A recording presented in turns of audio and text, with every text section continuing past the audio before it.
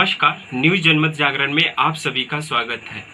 आज हम बात कर रहे हैं कि किसी भी स्कूल कॉलेज में जब गर्मी की छुट्टी होती है तो 20 से 25 दिन की होती है और उस अंतराल में जो छोटे छोटे बच्चे हैं तो उनके गार्जियन कहने लगते हैं कि 20 से 25 दिन में साफा बिगड़ गया है। वहीं जो बड़े बच्चे हैं जो होशियार है, जो कॉलेज के हैं, वो कहते हैं कि 20 से 25 दिन में हम सभी भूल गए। तो आप खुद इससे अंदाज़ा लगा सकते हैं कि 2020 और 2021 दोनों साल को मिला दिया जाए तो करीब 1.5 साल स्कूल और कॉलेज के बंद हुए हो गए। और इस अंतराल में सभी बच्चे के माता पिता और बच्चे पर किस तरह क्या गुजर रहा है वो आप अंदाज़ा लगा सकते हैं। तो आज हम बात कर रहे हैं मोतिहारी के अवनीश सर से। नमस्कार सर, सबसे पहला आपसे सवाल है सर कि 2020 और 21 में जो लॉकडाउन लगा उसमें सबसे ज़्यादा क्या प्रभावित रहा? देखिए, आप सभी को पता होगा कि कोरोना भी काफ़ी परेशान किया, 2020 में भी 21 में भी किया। लेकिन इस चीज़ में देखा जाए तो सबसे ज़्यादा परेशानी और सबसे ज़्यादा जो है जिस पे दोहरा नीति देखा जाए तो एजुकेशन के ऊपर पड़ा है। लेकिन अंत में हमको लगा कि वहीं से जो है आवाज़ उठना चाहिए। हम उठाए या फिर कोई और उठाए, बट आवाज़ अब उठना चाहिए क्योंकि अब ज़रूरत से ज़्यादा हो रहा है। सर, स्कूल और कॉलेज सभी लॉकडाउन में बंद है और सरकार स्कूल कॉलेज बंद करने का उद्देश्य है कि बच्चे सब घर पर ही रहें। तो क्या सरकार इन बच्चों को घर पर ही रुक कर रख पा रही है? तो स्टूडेंट है, स्टूडेंट को हम स्कूल नहीं भेजे, कोचिंग नहीं भेजे, कॉलेज नहीं भेजे, घर में रखते हैं ताकि सुरक्षित रहे। अब घर में मान लेते हैं कि 10 मेंबर है, क्या कोई ऐसा फैमिली है जिसका एक भी मेंबर जो है घर से बाहर ना जाता हो? ऐसा संभव नहीं है।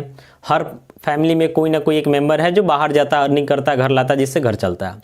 अब एक मेंबर बाहर जा रहा है, आ रहा है, तो एकदम क्लियर है कि घर के बच्चा से मिलेगा ही, बिना मिले संभव नहीं है कि रह सकता है। ठीक है, तो बताइए बाकी को अगर कोरोना होने वाला रहेगा तो होगा या नहीं? क्या स्कूल में ही सिर्फ कोरोना होगा? कोचिंग में ही सिर्फ होगा? घर का अगर बाकी मेंबर बाहर आ रहे हैं, जा रहे हैं, तो क्या उसमें कोरोना नहीं होगा? हम लोग भी मार्केट में भी फिलहाल कभी कभी मौका मिलता तो बाहर जाते हैं, हर जगह लगभग अच्छा खासा स्टूडेंट का मात्रा दिख रहा है।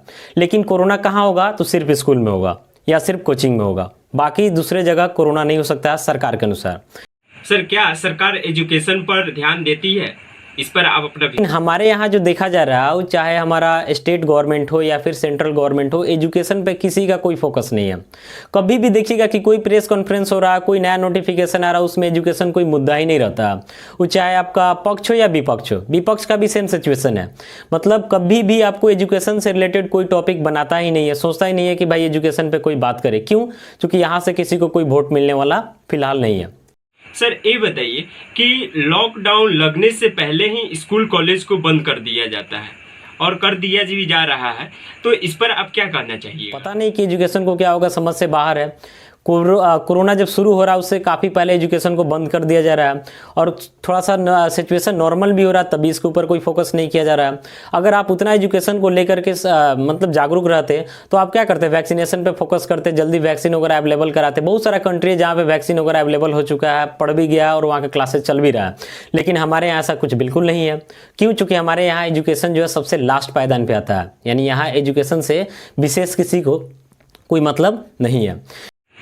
सर, ये बताइए कि अभी जो सीबीएसई इंटरमीडिएट और 10th का जो एग्ज़ाम रद्द कर दिया गया है, इस पर आप क्या कहना चाहिएगा?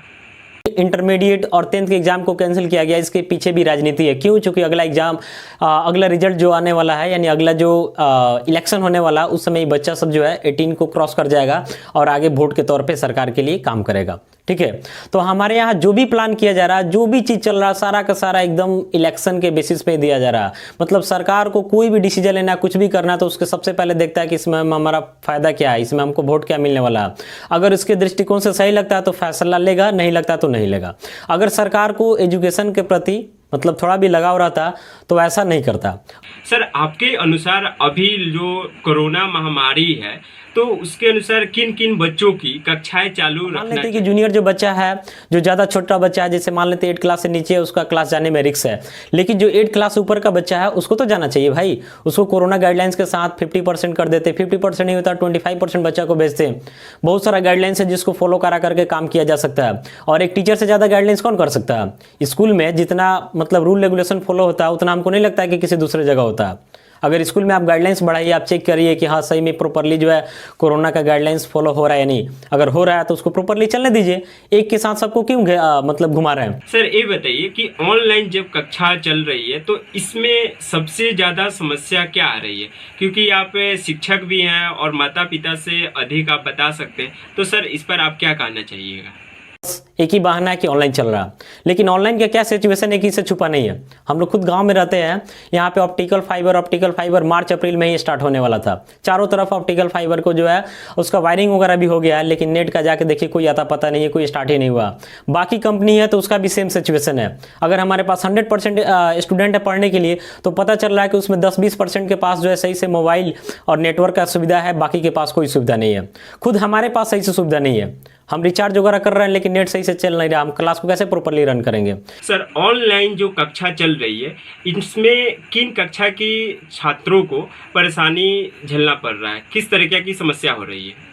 और ऑनलाइन में आपको ऐसा भी पता होगा कि जो बच्चा सीनियर है, जो मान लेते हैं कि इंटरमीडिएट वगैरह कर लिया हुआ, थोड़ा सा मतलब समझदार हो गया, उस टाइप के बच्चे को जो है, उस टाइप के स्टूडेंट को जो है ऑनलाइन पढ़ाई समझ में आ जाता है। लेकिन जो बिल्कुल स्टार्टर है, जो किसी नया टॉपिक पे अभी कमांड बना रहा है, उस टाइप के बच्चे को जो है ऑनलाइन क्लास समझ में नहीं आता।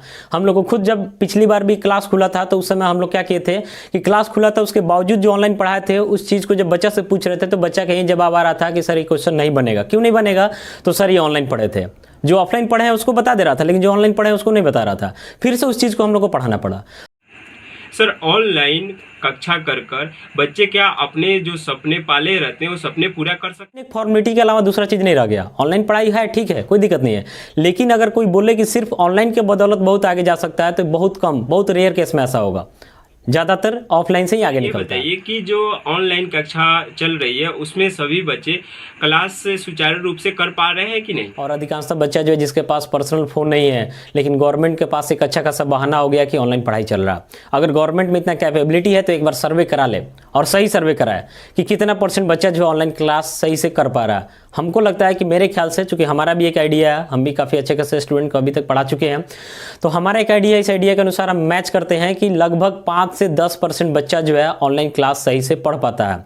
लगभग 90% बच्चा जो है ऑनलाइन क्लास से सही से समझ नहीं पाता है और सही से क्लास नहीं कर पाता है।